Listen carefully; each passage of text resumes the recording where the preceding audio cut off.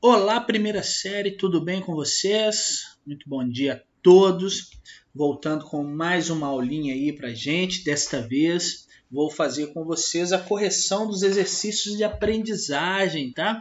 Exercício esses, né, relacionado lá ao capítulo B1 nosso, sobre demografia. Nesses exercícios é muito legal porque nós vamos poder trabalhar aqui, eu escolhi eles propositalmente, porque nós vamos poder trabalhar vários conceitos sobre o estudo da população, no qual nós estamos falando aí há algumas aulas, tá? Um estudo bem bacana, eu gosto muito de tratar isso. Vamos voltar, como eu falei com vocês, alguns capítulos para frente, né? Falando mais sobre população, mas vamos tentar consolidar aqui com este exercício de aprendizagem, tá ok? Como de praxe, vocês já sabem que todo videoaula ou live minha, eu sempre gosto de começar pedindo a vocês e lembrando na assinatura da lista de presença, ela é fundamental aí, tá? Não deixem de assinar, não se esqueçam disso. Também sobre qualquer dúvidas que você tenha nesse vídeo, ou sobre as explicações, ou ainda sobre os exercícios tratados, não deixem de me procurar, tem vários canais, tem várias formas aí que vocês podem estabelecer essa comunicação com o professor, né? Vocês podem aí utilizar a parte dos comentários desse vídeo, vocês podem usar na própria lista de presença que tem um campo específico se você ficou com dúvida, também tem a parte lá do e-mail da turma que você pode utilizá-lo, além, é claro, de anotar essas dúvidas, as possíveis dúvidas, para nossas lives que têm acontecido aí toda terça-feira, né, às 10h40, que seria aí o último horário, né, de vocês, tá? Então, nessas lives tem sido muito proveitoso até agora, temos conseguido trabalhar com vários conceitos, esclarecer várias dúvidas, adiantar bastante o conteúdo, corrigir alguns exercícios quando necessários. Então, foi muito assertivo por parte da escola em estabelecer esse modelo de interação entre a gente aí, tá? Através da live. Então, vamos usá-los, vamos abusar dele. Como eu falei na anterior, entrem sempre no horário da live, tá? Se é 10h40, entrem 10h40, já permaneçam conectados. Eu tenho percebido um atraso grande na conexão de vocês aí, né, para acessar a aula, e isso acaba prejudicando o rendimento dela, tá? Então fiquem atentos a isso aí, ok? Então vamos lá. Exercício de aprendizagem, né? Eu vou corrigir o exercício 5, exercício 6, exercício 7 e o exercício 8. Né? Se não, não lembro se tem um 9. Né? Eu corrigi esses exercícios que vão tratar aí sobre os aspectos demográficos, tá? E também dando um enfoque aí para o estudo da população brasileira, tá? Então vamos lá, qualquer coisa, só me procurar para estabelecermos as dúvidas aí. Então deixa eu passar essa telinha. Olha, esse primeiro exercício aí é bem legal. Eu vou arredar um pouquinho essa parte de gravação aqui para o lado.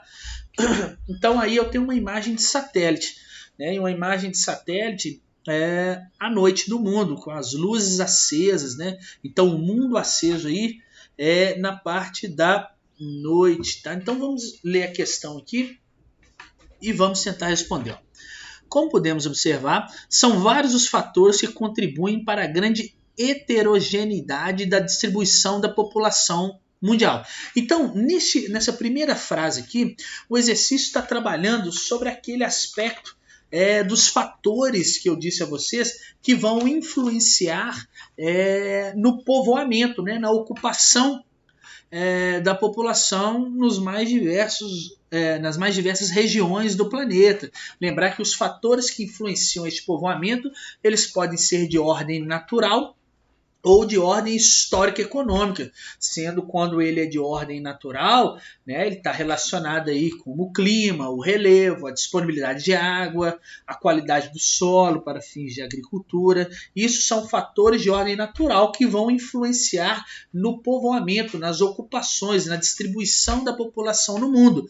E também existem aqueles fatores de ordem histórica econômica, que está relacionado aí necessariamente na oportunidade das pessoas em ocuparem determinadas regiões, né? Porque ele relaciona-se aí aos povoamentos antigos, ao crescimento das cidades, né? A implantação de sistemas de transporte e a dinamização das economias regionais e sua continuidade no tempo. Então, a oportunidade de ocupar áreas propícias aí para o povoamento, para aí a população mundial se fixar, tá bom? Então, só lembrando esse conceito. Então, a primeira frase está relacionada a isso.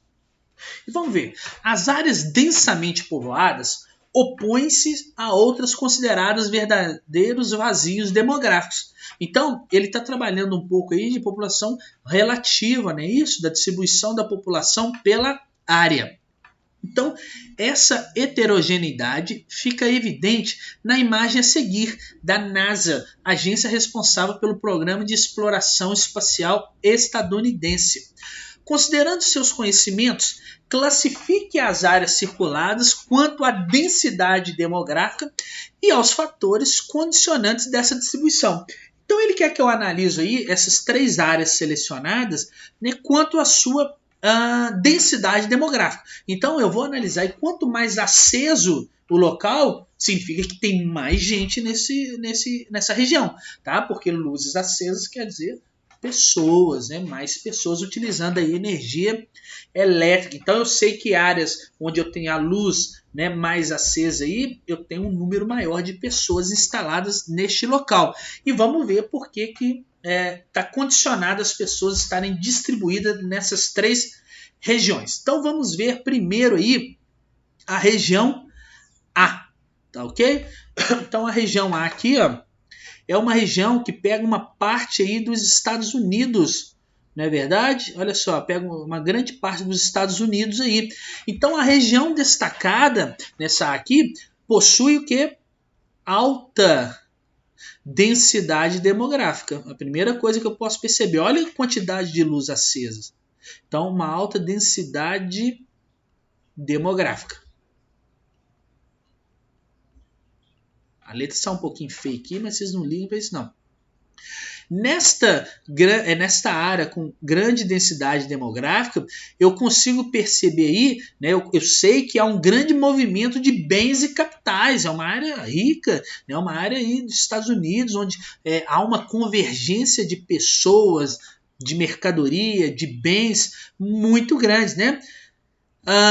Aí, nesta ponta também, eu sei que existem cidades norte-americanas aqui, que possuem boas oportunidades de emprego, isso acaba atraindo pessoas para cá também. Tá? Além disso, esta região, eu posso pensar que ela possui uma proximidade com o Oceano Atlântico aqui, ó, né? Ela é bem próxima do Oceano Atlântico. Tá? E isso favorece também a ocupação desta região. Além do tipo de... Lembre-se, quando os Estados Unidos foi descoberto, ele foi colônia de povoamento. E isso acabou levando a fixação de muitas pessoas aqui no litoral.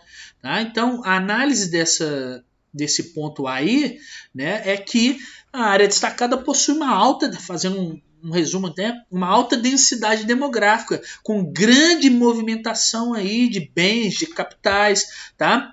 Ela possui cidades grandes que possuem boas oportunidades de emprego, de trabalho, possui como fatores físicos, né, a proximidade aí com o Oceano Atlântico, né, com o litoral, além do tipo de povoamento que acabou favorecendo, que acabou beneficiando o desenvolvimento dos Estados Unidos da América. Tá? Então essa é a análise aí do ponto A. Vamos ver o ponto B. Olha só, tá pegando aqui a Índia, parte da China, pegando aí o Sudeste, né? asiático. Então vamos ver aqui. Quando eu analiso, percebam a quantidade de luzes acesas aqui é muito maior do que nessa região. Porque lembre-se que aqui estão os dois países mais populosos do planeta, a China e a Índia. Então, eu posso pensar também que esta região aí apresenta uma grande disponibilidade de água, de terras, de matéria-prima e uma enorme população que permanece crescente durante muitos anos. A população está crescendo nessa região aí há muitos anos, né? E ela cresce porque é uma área no qual eu tenho muita matéria-prima, muita disponibilidade de água, muitas terras, tá? E isso justifica aí a grande densidade demográfica que eu tenho nesta região aí, tá? Presente nesse leste, né, e sul asiático e o sudeste asiático, né?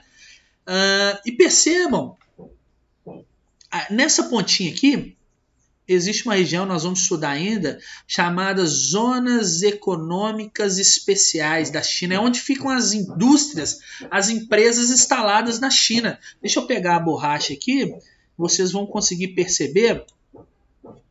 Deixa eu pegar a borracha, só um minutinho. Eu já peço vocês desculpa por esse barulho, né? Mas o meu vizinho continua em obra aqui, sabe? E ele não para de martelar esse negócio, tá o dia inteiro. Minha cabeça tá assim já. Então, essas zonas econômicas especiais, percebam como ela é muito densa, a densidade demográfica é muito alta. Por quê? Aqui ficam as principais empresas, as instalações industriais e comerciais da China, tá bom? Elas se tornam um atrativo, né, para a fixação das pessoas. E percebam aqui, bem no meizinho aqui, por que existe um vazio demográfico nessa parte aqui? Vocês conseguem me explicar o porquê? Nós temos aqui, nesta região específica, a famosa Cordilheira do Himalaia, tá? E a Cordilheira do Himalaia se torna um limitador aí de fixação humana, tá? Não tem como ocupar essa região, tá? É por isso que aí nós temos essa área com um vazio demográfico bem no meio de uma área altamente povoada, ok? E por fim, pessoal, na C, né, na área C aqui, nós temos a Austrália e algumas ilhas aqui, alguma parte insular dela.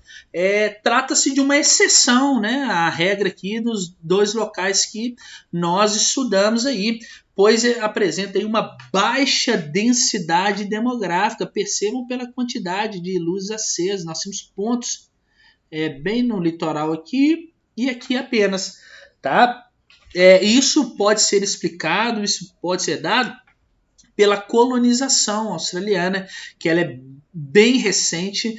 A colonização australiana é mais recente do que a americana, para vocês terem ideia, e também pelo rigoroso processo que nós temos na Austrália, um rigoroso processo imigratório, tá? Para você entrar no país, seja visitando ou para morar, é muito difícil, existe uma burocracia muito grande e isso acaba, né, por condicionar aí em vazios demográficos. Mas entendam, mesmo que a Austrália apresente esses vazios demográficos, né, lá a população desfruta de uma alta qualidade de vida, tá? Uma economia aquecida, tá? Sobretudo pela presença lá de grandes reservas minerais, petróleo, essenciais ao desenvolvimento industrial.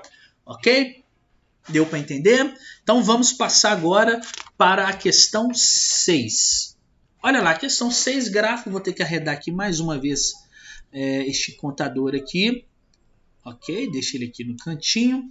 Então examine o gráfico. O gráfico 1 está trazendo a taxa média geométrica de crescimento anual do Brasil. Então ele está trazendo aí alguns anos, algumas décadas, né, para ser mais exato, e vai falar sobre o crescimento da população brasileira. Olha lá.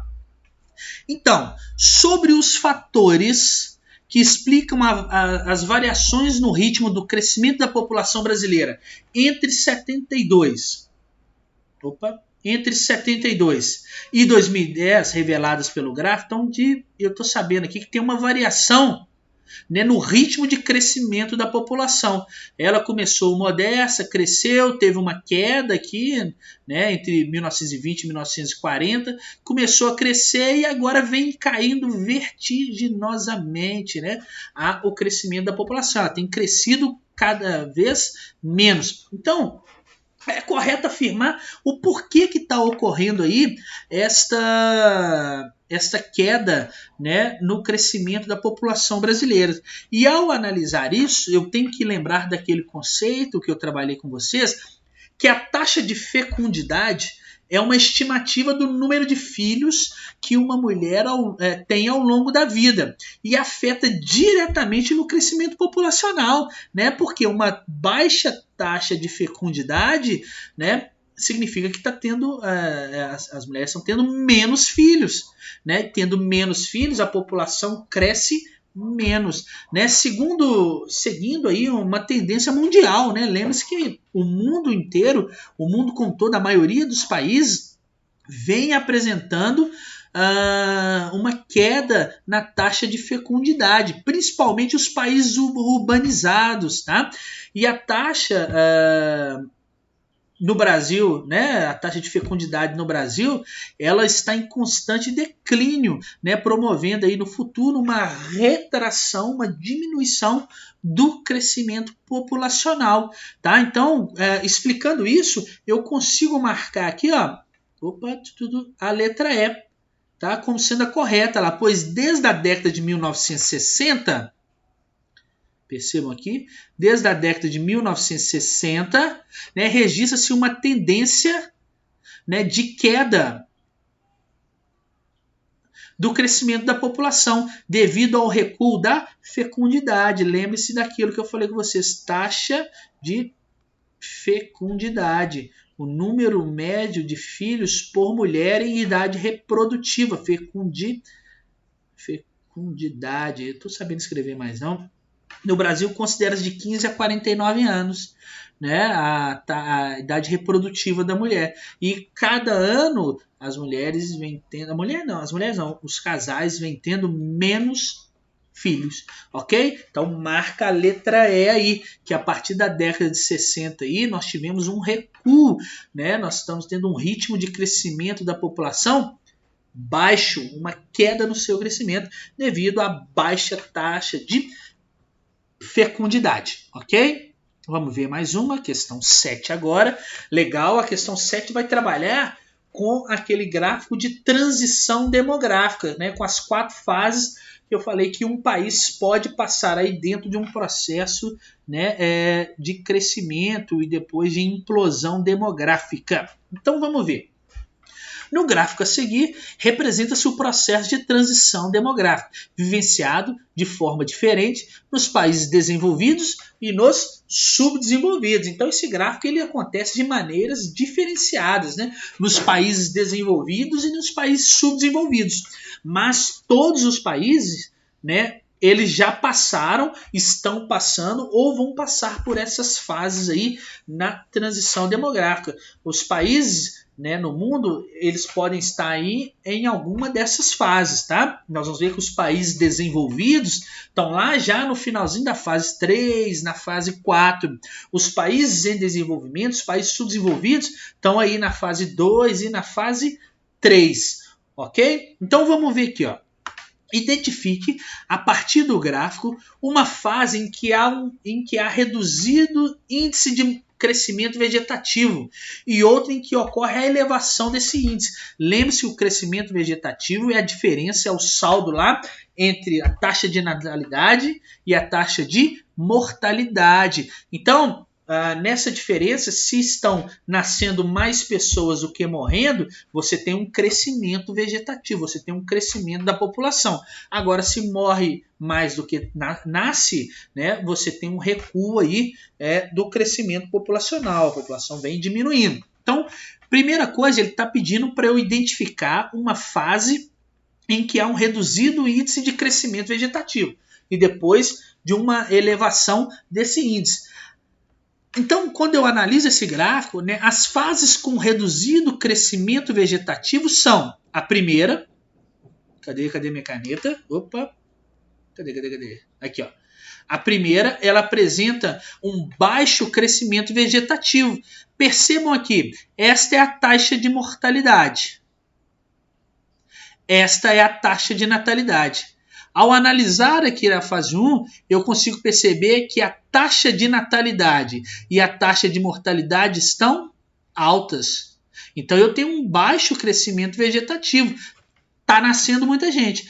Em compensação, está morrendo muita gente, ok? E a outra fase no qual eu tenho um reduzido índice de crescimento vegetativo é a fase 4. Percebam aqui, olha a taxa de mortalidade. Agora percebam a taxa de natalidade. Elas estão bem uniformes, elas estão baixas, né? Tanto a taxa de natalidade como a taxa de mortalidade estando baixa, significa o quê? Está nascendo poucas pessoas, mas em contrapartida essas pessoas estão vivendo mais. Então, o crescimento vegetativo aí, ele está reduzido. Então, a fase 1 e a fase 4 apresentam aí o índice vegetativo baixo, tá?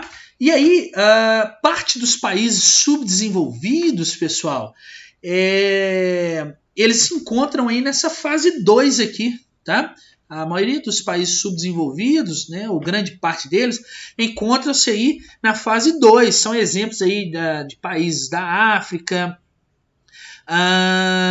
da Ásia, alguns países da América Latina. Nesses países, a taxa de natalidade, percebam, olha só, ela ainda continua muito alta, né? A taxa de natalidade aqui, então, ainda é elevada e ela está apresentando um leve declínio aqui, ok? Um declínio lento, mas houve uma queda substancial na taxa de mortalidade. Então, portanto, ao analisar que a taxa de natalidade permanece alta, mas a taxa de mortalidade está baixa, eu consigo compreender aqui que eu estou tendo um crescimento vegetativo elevado. A população está crescendo, ó, nascendo muito e morrendo pouco. Ok? Deu para entender? Então, vamos ver aqui em seguida o que eles pedem para fazer. Em seguida, apresente 2 fatores que justificam, em países subdesenvolvidos, a queda da mortalidade na fase 2. Então, os fatores que vão ser considerados aí, que contribuem para a diminuição da mortalidade aí na fase 2 dos países subdesenvolvidos, foram as melhorias nos padrões alimentares, que eu falei com vocês, o próprio processo de infraestrutura urbana, que melhorou, né? Nós tivemos o avanço na questão da educação, que leva informação às pessoas, os cuidados com a saúde, a expansão do saneamento básico, né? Acesso à água, à rede de esgoto, à coleta de lixo, a melhoria na questão da saúde preventiva, né? Como vacinas, por exemplo, e o acesso a hospitais e também medicamentos. Ok? Então isso responde porque houve uma queda na mortalidade na fase 2 nos países subdesenvolvidos. Ok? Tranquilo? Vamos passar então mais uma questão. Então olha só essa questão aí. Ela é bem legal, que vai trabalhar um pouco sobre a questão de expectativa de vida. Então, a taxa de dependência total corresponde ao percentual do conjunto da população jovem, menores de 15 anos, e idosa, com 60 anos ou mais, em relação à população total. Ela expressa a proporção da população sustentada pela população economicamente ativa. Então ele está dizendo que essa taxa de dependência total ela vai corresponder aí aos jovens e aos idosos, né? Os jovens são menores de 15 anos e aos idosos com mais 60 anos, né? Que são sustentados, abre aspas aí, pela população economicamente ativa, já que os menores de 15 anos e os idosos com mais 60 anos, eles não contribuem mais, né? Eles não vão ter aí mais uma participação na população economicamente ativa. Então, vamos ver, ele está trazendo a taxa de dependência aí. Em 2001, a taxa de dependência dos jovens e dos idosos era de 60,3%. Em 2011, ela teve uma queda de 54,4%. para 54,6. Então vamos ver. A manutenção da tendência apresentada no gráfico pode favorecer o seguinte impacto sobre as despesas governamentais nas próximas décadas. Então quer dizer o quê? Nessa diminuição aí dessa participação vai causar o quê para os governos nas próximas décadas? Quando eu analiso aí, eu tenho que pensar numa questão chamada de déficit previdenciário. Ou seja, o déficit previdenciário, é o saldo negativo da soma entre o que o governo arrecada com as contribuições dos trabalhadores da ativa e o que ele paga por meio de benefícios, tanto para trabalhadores ativos quanto inativos. No gráfico aí, ocorreu uma redução no número de pessoas dependentes em 2011 com relação a 2001. Logo, ocorreu uma queda no déficit da Previdência Social. Tá? Então, se ocorreu uma queda no déficit da Previdência Social, você pode marcar a letra A aí, tá bom? Que ela vai estar a correta. Ok, pessoal? Tranquilo para vocês? Essa questão é fácil também, né? Bastava uma análise de gráfico. Então, vamos ver a questão 9, a última questão, também vai trabalhar sobre transição demográfica. Olha lá. O conceito de transição demográfica foi introduzido por Frank Notstein em 1929 e é a contestação factual da lógica malthusiana. Ele está contestando, lembram que eu falei com vocês sobre a teoria de Malthus, da população crescer mais do que a produção de alimentos? Então, olha lá, foi elaborada a partir da interpretação das transformações demográficas sofridas pelos países que participaram da Revolução Industrial nos séculos XVIII e XIX até os dias atuais. A partir da análise dessas mudanças demográficas, foi estabelecido um padrão que, segundo alguns demógrafos, pode ser aplicado aos demais países do mundo. Desculpa. Embora em momentos históricos e contextos econômicos diferentes. É aquilo que nós já discutimos, né? Que todos os países eles passam por esse gráfico, por esse conceito de transição demográfica. Então, com base nos dados do trecho e do gráfico, o Brasil se encontra, então, com base no que o texto falou, nas nossas discussões em sala de aula, né? O Brasil encontra-se aí em qual fase do gráfico de transição demográfica, tá? Então, quando eu penso nesse aspecto, durante décadas no Brasil, a taxa de natalidade ela era muito elevada, e assim permaneceu até mais ou menos na década de 1960.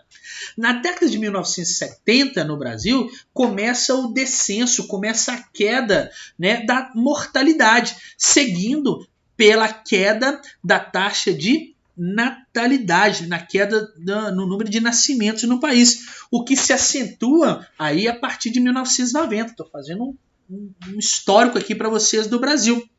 Assim, diante das quedas da taxa de natalidade e mortalidade, eu posso concluir que o Brasil está passando agora, olha só, se houve uma queda, percebam, da taxa de natalidade, com a queda da taxa de mortalidade, significa que o Brasil está, neste momento, passando da segunda fase para a terceira fase da transição demográfica. Portanto, o Brasil encontra-se entre a segunda e entre a terceira fase da transição demográfica. Letra B. Ok? Então, pessoal, conseguiram compreender a correção desse exercício? Foi bem fácil, nós conseguimos trabalhar aí com vários conceitos nossos do estudo da demografia. Eu espero que vocês tenham entendido. Se permanecerem as dúvidas, como eu falei, me procurem, não deixem passar. Mas eu acho que com o exercício nós conseguimos consolidar bem todo o nosso conteúdo aí, Então eu fico à disposição de vocês, agradeço mais uma vez a participação e a paciência e até a nossa próxima aula. Tchau para vocês, muito obrigado e valeu, galera!